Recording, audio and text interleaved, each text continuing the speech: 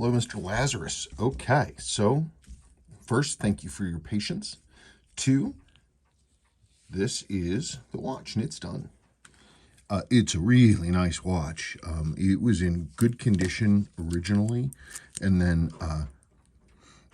whoever was working on this before me, they knew what they were doing, and they did good work. I was worried that your winding bridge, your oscillating framework here, was bad because of the hit on the high part and the edges of the chronograph bridge, but the previous person had actually replaced this. It was new old stock. They did a really nice job. They did a really, really, really nice job. The dial date and the case back date are the same, which is perfectly fine. They're both November 71. This being in that range, 71 to 72, it has the correct Pogue style text on the winding weight, which is correct. It's a beautiful watch. So I'm gonna seal this up. The numbers are great. The numbers are fantastic because the movement really was in great shape. Let me hang on just one second here. I kind of reworked my bench just a hair. Hang on. See how I can do this. Okay, here we go.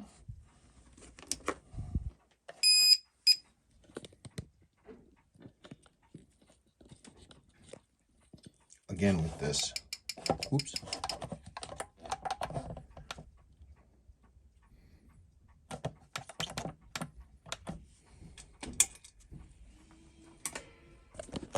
Right.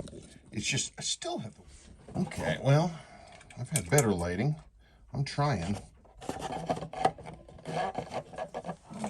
Gosh. Let's just all pretend that this is working excellently. Damn it.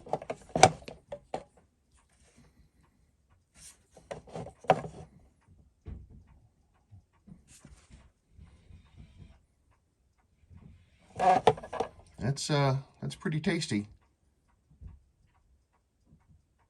The signal's a little rugged because it's listening through this thick case. We make it a cleaner signal if I push it up against the crown. Maybe not. That works sometimes, not others. No, that's actually worse.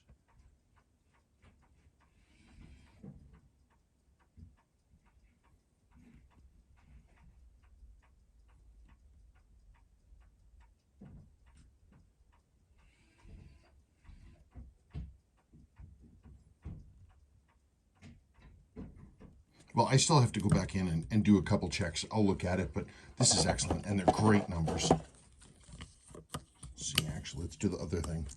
Let's stop it. Let's see what the numbers are without the chronograph running. There should be no change in amplitude, or very, very little.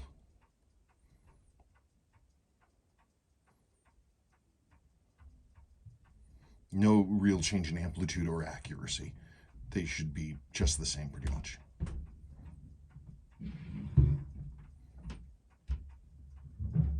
And I think we achieved that.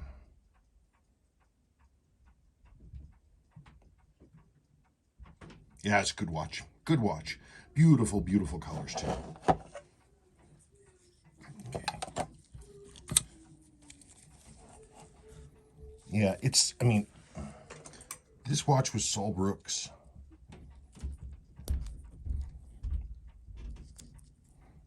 You know, it's just beautiful. He put a lot of care and love into it. I believe Lou Brown did the movement, and he, when he was still doing work, was a master. The only, I'm trying to think, the only repairs I had to do, cannon pinion, and, gosh, I think that might be it. Beautiful, beautiful piece, huh? That's all original Seiko, too. It's rare to see the sweep that unfaded, but this was a new old stock sweep.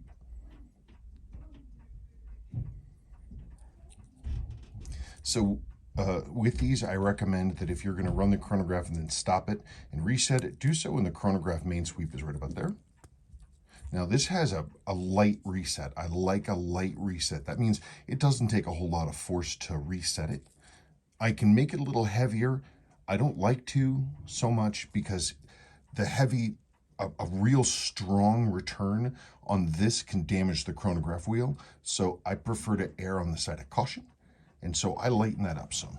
I will check it. It should have, these two should have about the same. This one may be a little bit stronger, but I'm always kind of nervous about the little stronger. Any case, there it is, ready to go.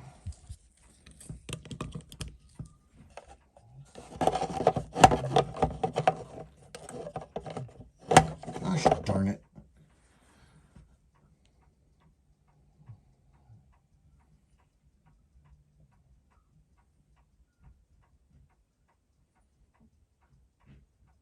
Any case, good watch.